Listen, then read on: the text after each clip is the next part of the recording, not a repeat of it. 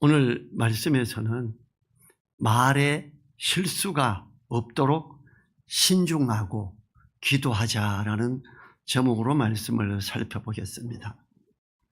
말을 조심해야 함을 잘 나타내는 표현입니다.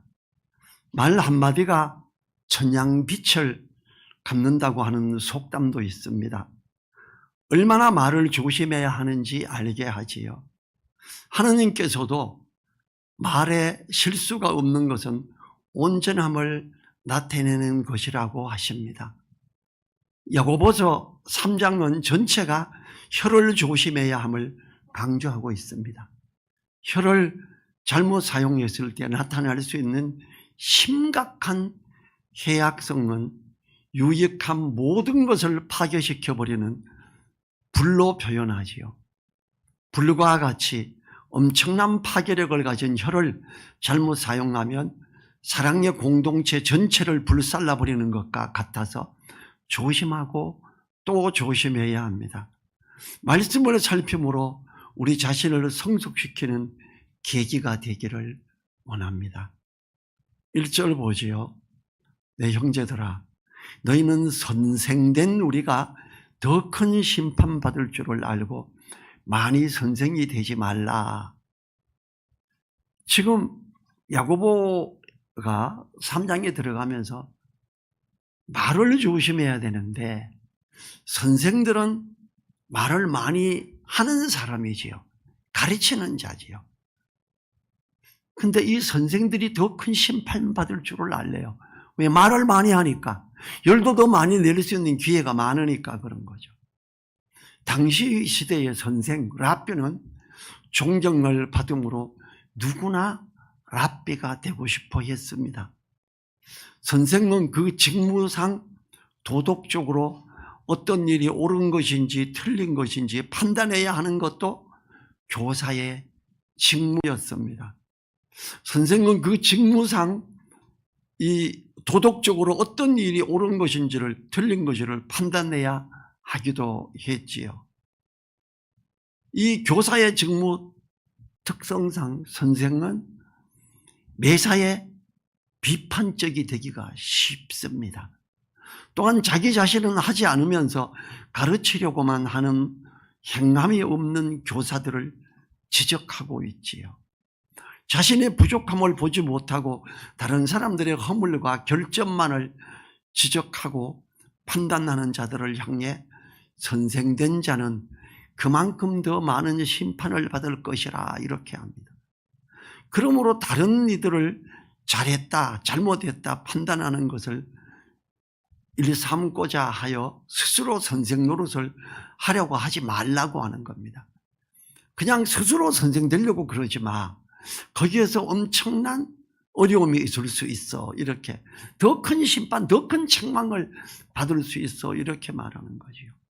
이 유대인들이 랍비, 선생 되는 걸 얼마나 좋아했는데요. 2절에서는 우리가 다 실수가 많으니 만일 말에 실수가 없는 자면 곧 온전한 사람이라 능히 온몸도 굴레 씌우리라. 우리가 다 말에 실수가 많대요. 많은 말을 하는 사람일수록 말에 실수가 더 많아지는 거지요. 아무래도 그 말을 많이 하는 사람은 그 말의 실수가 말을 적게 하는 사람보다 더 많을 겁니다. 그래서 야고보서 1장 9절에서 내 사랑하는 형제들아, 너희가 알거니와 사람마다 듣기는 속히 하고 말하기는 더디하며 성내기도 더디하라 이렇게 말을 하고 있죠. 지금 야고보는 이 부분을 많이 생각하는 사람으로 보입니다. 다른 사람들과 대화를 할 때 자세히 듣고 생각을 하고 난 다음에 대답을 하는 것이 좋습니다. 빨리 말을 하면 싸움이 일어납니다. 성질이 급한 사람들일수록 이야기가 끝나기도 전에 소리를 지르고 싸우게 되죠. 우리 시골 안동이 이런 게 굉장히 강해요. 그래서 뭐 조금 왜 그랬어? 그 말의 의미가 뭐야? 이걸 물어보기 전에 욕부터 나가요. 저는 그런 걸 수없이 봐왔고 그게 당연한 거로 여겼어요. 근데 이 서울에 올라오니까 안 그래요, 사람들이. 그래서 처음에는 이 수도권 사람들은 전부 신사인지 알았어요. 나중에 보니까 그렇다 그러면서도 아닌데 그렇다 그러고 이렇게 수도권 사람들은 포장된 게 너무 많은 사람들이구나. 지금은 수도권 사람들이 안 믿어져요. 이 수도권 사람들은 더 잘하는 것 같은데 사실 굉장히 정직하지 못하더라고요. 이렇게 뭘 많이 포장을 하고 있었어요. 우리가 지금 이 말에 실수가 없으면 너무 좋지요. 그렇지만 이 말에 실수가 없기 위해서는 상대편의 대화를 듣고 그게 이해가 잘 안 돼. 그 의미가 어떤 거야? 라고 꼭 물어볼 필요가 있어요. 이거 조금만 템포를 늦추면 됩니다. 그러면 말의 실수가 적지요. 이 다른 사람들과 대화를 할 때 자세히 듣고 생각을 하고 난 다음에 대답을 하는 것이 좋습니다. 어떤 사람이 나를 공격을 할 때 목사님들이 그럴 때가 있어요. 그러면 제가 목사님 이거 이런 의미였습니까? 이렇게 물어요. 알면서도 물어요. 그럼 그 사람이 찔리면 아니 그게 아니고요 이래요. 이제 오늘도 부가영 교회라고 부자교회예요. 거기 목사가 젊어요. 새로운 목사인데 지가 제일 잘난지 알아. 이제 오늘도 내가 그 사람이 하도 실수를 많이 하니까 목사가 거기 있는 집사가 안수 집사가 저보고 목사님 우리 목사님이 말할 때는 앞뒤가 안 맞아도 예라고 대답하고 그냥 하려고 하는 일만 하면 됩니다. 그래서 오늘도 이야기를 하고 있다가 이분이 자기 좌우가 여기 영상에 너무 어둡대요. 이렇게 보니까 전면이 빛이 반사돼서 빛이 앞에서 쏘니까 자기가 얼굴이 중앙이 반사돼서 좌우가 어두워서 조명을 더 해야 된대요. 제가 이렇게 보니까 앞에 전면이 반사가 되고 있어요. 뭘 얼굴에 바르는데 바짝바짝 하는 걸 바른 것 같아요. 그래서 목사님 그래서 연예인들은 촬영할 때 얼굴에 화장을 합니다. 또 뭐 그래도 이쪽은 어둡잖아요. 그래. 목사님 조명이 어디서 와요? 목사님은 조명이 좌우에서 옵니다. 그런데도 이쪽이 어두고 여기가 반사가 되고 있습니다. 조명 각도 보십시오. 제가 그래서 서가지고 다 보여줬어요. 그러면서 그분에게 천천히 열내지 않고 진짜 옛날에 저 같았으면 열내고 그럼 당신이 해 이랬을지 몰라요. 그래서 그걸 차근차근 이 양반이 엄청 지가 잘난지 알고 하니까 차근차근 말했더니 나중에는 막 조금 이렇게 낮아지더라고요. 그리고 이제 천장 조명을 제가 한 게 아닌데 일반 조명을 교체하는데 거기 전원부만 교체했어요. 교체한 게 확실히 더 밝아 보이네 이래요. 이 사람인데 뭐 말을 할까 말까. 목사님 그 LED를 바꾼 게 아니고 속에 있는 전원장치만 바꿨습니다. 불은 똑같습니다. 그래요? 이제 이제부터 꼬리를 내리기 시작하는 거예요. 자기가 논리적으로 나보다가 너무 모자란 걸 인정을 하기 시작하더라고. 그래서 우리가 상대편을 자극하면 그 사람도 고함지르고 그럼 일이 끝나요. 그래서 차근차근 이게 설명을 하면서 이렇게 대화를 하는 게 너무 필요하지요. 그래서 말에 실수가 없으면 좋아요. 상대편을 자극하지 않으면서 내 뜻을 전달할 수 있다면 그게 성숙한 모습이지요.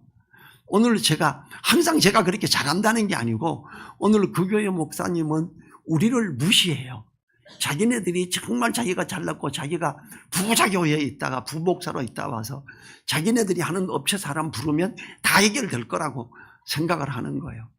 근데 우리가 정말 저렴하게 한 걸 하기 때문에 그 안수 집사님하고 그 교회 총재정 책임 장로가 이 집사님이 오케이를 해야 일을 해줍니다. 다른 사람이 막 와서 하고 이렇게 바꿔요. 그랬나 봐요. 미안한데 여기 와서 너무 잘난 척 하지 마세요. 여기 일하신 분도 정말 뛰어나신 분이요. 그리고 당신이 아무리 잘나도 일은 당신들에게 안 맡깁니다. 우리 원래 일했던 분에게 맡깁니다. 이렇게 대놓고 말하는 거예요. 왜냐하면 너무 담임 목사가 규제가 안 돼요. 그래서 오늘은 제가 신경을 쓰고 저 사람 성질을 안 건드리고 내 말을 따라오는 게 맞다라는 걸 가르쳐주고 싶어서 제가 대답을 한 1, 2분만 하면 될 걸 제가 한 20분 이상 대화를 천천히 끌면서 했었어요. 말에 실수를 하지 않고 이렇게 가면 그 사람이 따라오게 돼 있거든요. 그래서 오늘 2절에서 말씀이 뭐예요? 말에 실수가 없는 자면 곧 온전한 사람이라 그래요. 말에 실수를 하지 않으려고 내 의사를 전달할 때 먼저 내 말만 하지 말고 내가 말하는 의미를 잘 모를 수 있어요. 상대편이 내 말하는 의미를 잘 알 수 있도록 차근차근 이렇게 논리정연하게 말을 하는 게 너무 중요하지요. 우리는 오늘 말씀은 그런 것들이 얼마나 중요한지 아냐. 그렇게 하는 사람, 열내지 말고 이렇게 차근차근 말하는 사람, 그 사람은 온전한 사람이야. 이렇게 말을 하죠. 이 말의 실수가 없는 사람이 된다는 것은 자신의 온몸을 굴려 씌우는 뛰어난 사람이 된다고 크게 칭찬하지요. 이 온몸도 굴려 씌우리라. 온몸도 굴려를 씌워서 굴려 씌우는 것은 가축을 조정하기 위해 사용하는 도구예요. 그렇게 말하는 사람은 자기의 몸과 이걸 자제를 할 줄 알고 다스릴 줄 아는 걸 말해요. 이래서 자신의 모든 행동을 스스로 억제하며 완벽하게 조절할 수 있음을 말하죠. 말을 차근차근히 하는 것 너무 중요합니다. 일을 하는 사업을 할 때에도 이것이 너무 중요한 거고요. 그렇습니다. 3절로 넘어가 보지요. 우리가 말을 순종케 하려고 그 입에 재갈 먹여 온몸을 어거하며 그래요. 말을 순종하게 하려고 그 입에 재갈 먹이는 것, 굴레를 씌우는 한 종류지요. 이 말을 하기 위해서 말의 입에 새토막을 가로로 물려서 여기에 고삐를 베어 사람이 움직이고 하는 대로 움직이게 하는 거죠. 소에는 고삐를 코를 뚫어서 거기에 나무를 하나 씌워 놓습니다. 거기 줄이 달려 있어요. 이렇게 당기면 소가 힘이 세가지고 막 덤비려고 그래도 당겨버리면 코인데 꽂혀있는 강력한 나무가 소 코를 비틀어 버리기 때문에 못 움직여요. 소를 완전히 강압할 때는요, 소 코에 붙어 있는 고삐를 손으로 딱 잡아요. 그리고 이렇게 하면 아무리 힘센 소도 제 한 손에 그냥 끌려옵니다. 코가 아파 죽겠거든요. 그래서 우리가 말을 순종하게 하려고 그 입에 재갈을 먹여 온몸을 어거하듯이 우리가 만일 혀에 재갈 먹여서 말하는 것에 실수를 하지 않을 수 있다면 실수를 하지 않고 칭찬받는 사람이 되지요. 그게 2절에 있는 말에 실수가 없게 하는 자예요. 내가 말을 하고 싶어도 재갈을 채우라 이거예요. 잠언 10장 19절에서 말이 많으면 허물을 명키 어려우나 그 입술을 제어하는 자는 지혜가 있느니라 이래요. 자기 입술을 제어하는 사람이 그야말로 지혜로운 사람이지요. 자, 4절 가봅니다. 또 배를 보라. 그렇게 크고 광풍에 밀려가는 것들을 지극히 작은 키로 자궁의 뜻대로 운전하나니 그래요. 이 말에 이어 배를 비유해요. 작은 키를 가지고 큰 배를 움직이는 사공은 자신이 마음대로 방향을 정하여 나가게 되지요. 작은 혀가 얼마나 큰 영향력을 미칠 수 있는가를 연결 지으는 게 말의 고삐, 지금 배의 키를 말해요. 말의 고삐를 잡고 방향을 틀듯이 우리 혀의 고삐를 하고 우리 혀의 키를 달아서 내가 원래 생각한 대로 끌고 가도록 방향을 정해보자. 이건 어때요? 내가 나를 제어해야 된다 이걸 말하잖아요. 근데 열받을 때 그게 됩니까? 이래요. 열받을 때 제어를 하기 위해서 재갈을 말하고 있는 거죠. 잠언 12장 13절 14절 보면 악인은 입술의 허물로 인하여 그물에 걸려도 의인은 환난에서 벗어나느니라. 사람의 입의 열매로 인하여 폭록에 족하며 그 손에 행하는 대로 자기가 받느니라 그래요. 그 입을 어떻게 잘 관리하느냐가 얼마나 큰 복에 있게 하느냐를 생각하게 하는 거죠. 말 한마디를 잘못함으로 큰 곤란을 겪기도 하며 말 한마디를 잘하여 큰 행복을 맛보기도 한다는 것입니다. 말 한마디를 잘할 때 그 사람이 인정받는 거 정말 놀라워요. 저는 직장 생활할 때 말을 잘했는가 생각을 해봤어요. 저 안동 사람이에요. 과격합니다. 안동 사람 치고는 과격한 편이 좀 덜하긴 한데 제가 와보니까 수도권 사람들은 저보다가 훨씬 더 자제력이 뛰어나고 이렇더라고요. 그런데 제가 직장 생활을 하면서 윗사람들에게 인정을 엄청 받았어요. 오늘 이 말씀 준비하면서 그 생각을 해봤어요. 내가 왜 직장에서 인정을 받았지? 저 예수님 믿고 암송하고 말씀 나누고 오로지 다닐 때는 성경 보고 아니면 암송하는 거. 그리고 사람들에게 말할 때 하나님의 말씀을 계속 이야기했어요. 다른 말을 별로 안 해. 전도를 하기 위해서 싸울 수도 없잖아요. 그래서 이렇게 가지고 하면서 사람들이 저를 좋아해 주고 인정해 주는 놀라운 일. 하나님이 지혜 주셔서 일 처리도 잘했고 그러다 보니까 혀를 마음대로 놀리지 않았던 이유가 복음을 전하기 위해 다른 것들에 관여를 안 하고 다른 사람의 마음을 억누르는 걸 제가 안 했어요. 왜냐하면 그러면 복음이 가려지니까 오로지 복음을 위해서 이것저것을 신경 썼어요. 그러면서 하나님 앞에서 우리가 은혜를 누리듯이 우리는 은혜를 누릴 수 있지요. 자, 3절과 4절 입에 재갈 먹이고 그리고 이 키를 생각하고 1절에 있는 선생과 연결한다면 다른 사람들에게 영향을 미치는 선생은 배의 키처럼 더욱 조심하고 그 입에 재갈 물림으로 신중해야 함을 말합니다. 우리가 일상에서 말 한마디 한마디를 조심하고 신중한다면 우리들을 곤란에 빠뜨리지 않게 할 것입니다. 5절 보지요. 같이 읽어볼까요? 혀도 작은 지체로 돼 큰 것을 자랑하도다. 보라 어떻게 작은 물이 어떻게 많은 나무를 태우는가. 자, 혀도 그래요. 이건 뭐예요?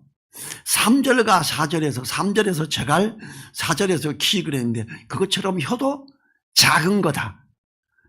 작은 재갈이 말을 움직이고 작은 키가 큰 배를 움직이듯이 우리 작은 혀를 관리하면 우리 몸을 제대로 할 수 있다. 이걸 이야기하고 있지요.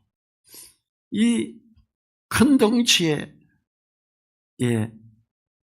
말에 입에 물린 재갈과 큰 배의 키가 작은 것처럼 혀도 작지만 큰 영향을 미치게 됨을 강조하지요. 그래서 뭐라 그래요? 혀도 작은 지처럼 큰 것을 자랑하도다. 혀는 사실상 엄청난 힘이 있는 거야. 엄청나게 큰 거야. 이거 조심해야 돼. 이걸 지금 연결하기 위해서 말의 재갈, 배의 키를 말하고 있어요. 우리는 언행에 있어서 거만하게 처신하는 것을 하면 안 됩니다. 이 공동번역은 엄청나게 허풍을 떱니다. 이렇게 번역을 합니다. 혀가 작지만 큰 것을 자랑하고도 허풍을 떤다. 이렇게.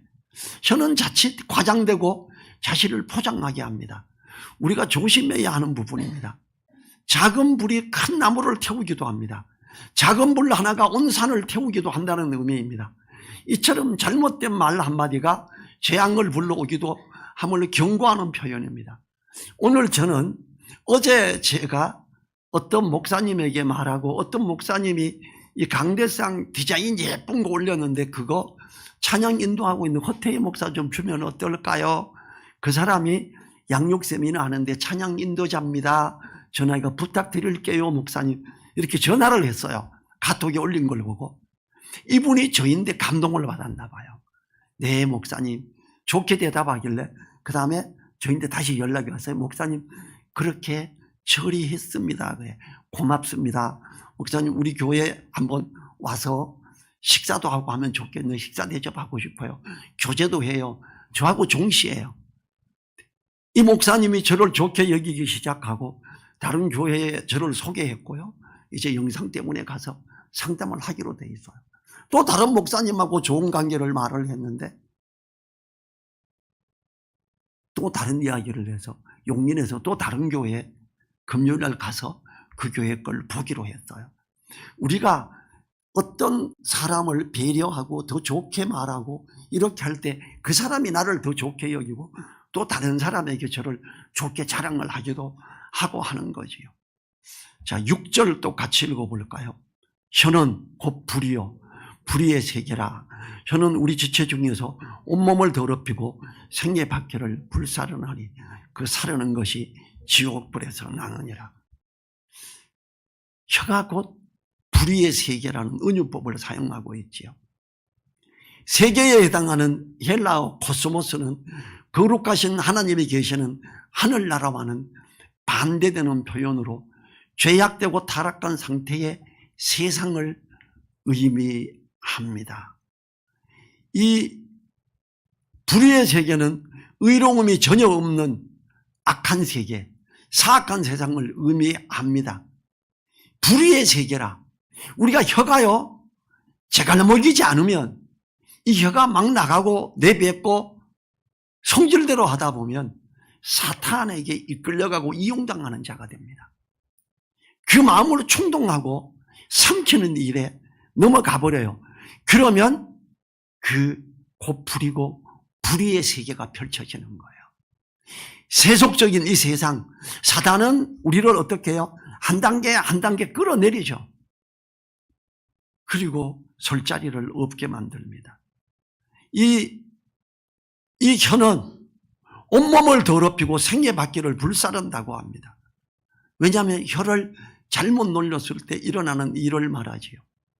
아무리 좋은 기술이 있고 아무리 뛰어난 학위가 있고 아무리 뛰어난 자격증을 가지고 있더라도 그 혀를 제대로 관리하지 못하면 온몸을 더럽히고 생애박해를 불사르나니 그 사르는 것이 지옥불에서 나느니라. 다 망한다는 걸 말하는 거죠. 혀가 얼마나 중요한지 너무나 중요하지요. 잠언 18장 21절에서요. 죽고 사는 것이 혀의 건세에 달렸나니 혀를 쓰기 좋아하는 자는 그 열매를 먹으리라. 입을 함부로 놀리는 사람을 말을 하죠. 우리가 하나님 앞에서 혀를 조심하게 해달라고 기도하고 애써야 됩니다. 마태복음 12장 36절 37절 제가 읽지요. 내가 너희에게 이르노니 사람이 무슨 무익한 말을 하든지 심판날에 이에 대하여 심판을 받으리니 내 말로 의롭다함을 받고 내 말로 정죄함을 받으리라. 주님이 이걸 말씀하세요. 우리가 말을 얼마나 조심해야 되는지를 강력하게 표현하고 있지요. 7절을 보면요. 여러 종류의 짐승과 새며 벌레와 해물은 다 길들임으로 사람에게 길들었거니와. 많은 짐승들, 특히 강아지 이런 게 길들여져 있죠. 돼지도요. 우리에 가두고 밥 주고 이렇게 하면 길들여져요. 완전히 길들여져요. 짐승들이 길들여지죠.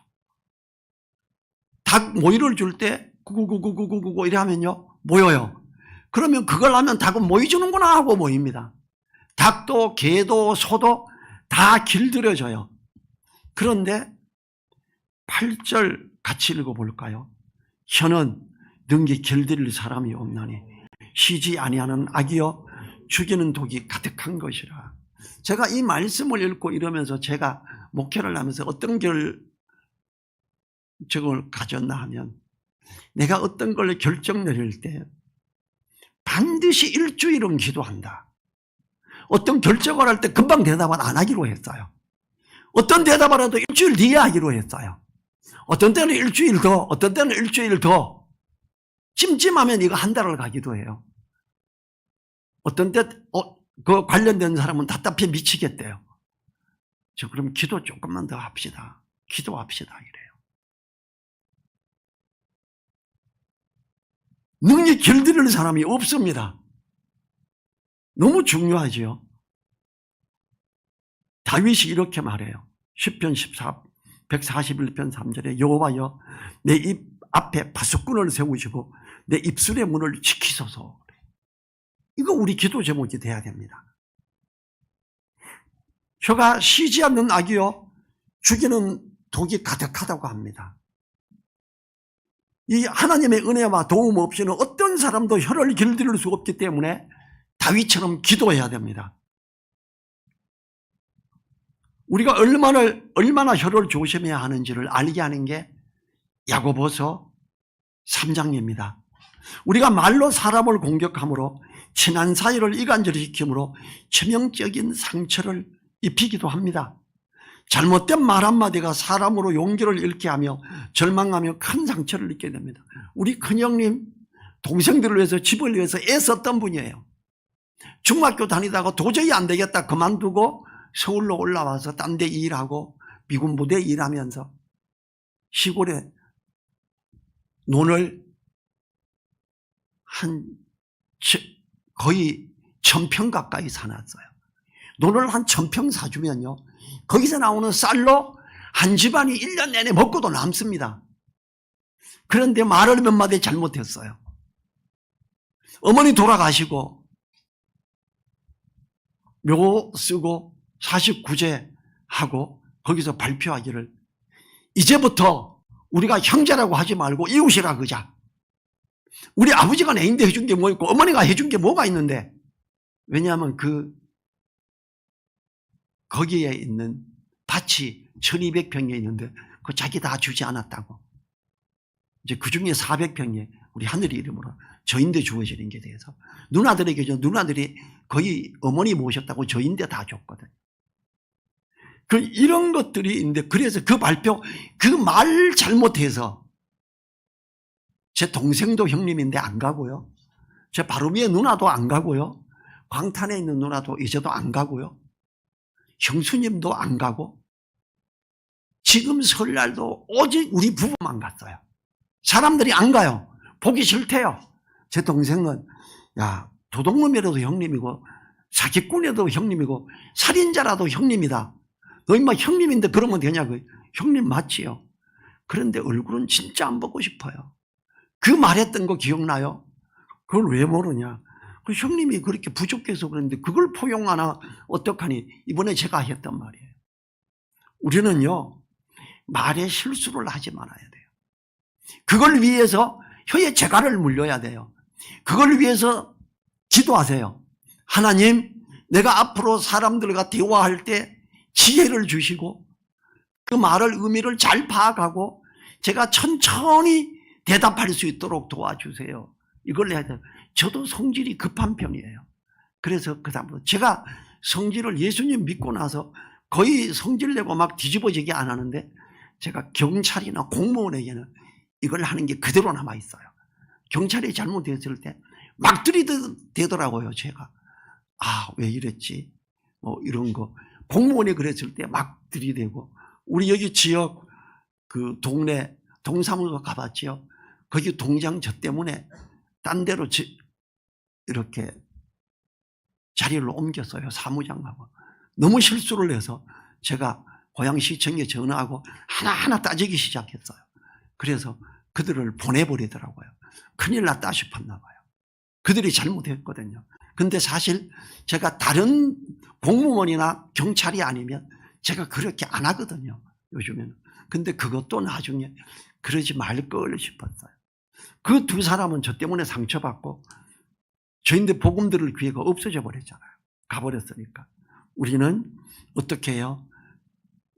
더 사람들을 배려하고 더 생각하고 대답을 할 때 좀 더 생각하고 우리가 사람을 세우고 살리는 선한 말을 할 수 있도록 내 입에 파수꾼을 세우시고 내 입술의 문을 지켜주소서 하고 기도하는 걸 쉬지 않아야 합니다. 기도하셨습니다. 하나님 감사합니다. 우리가 말에 실수가 없도록 신중하고 기도하는 우리가 되게 도와주시옵소서.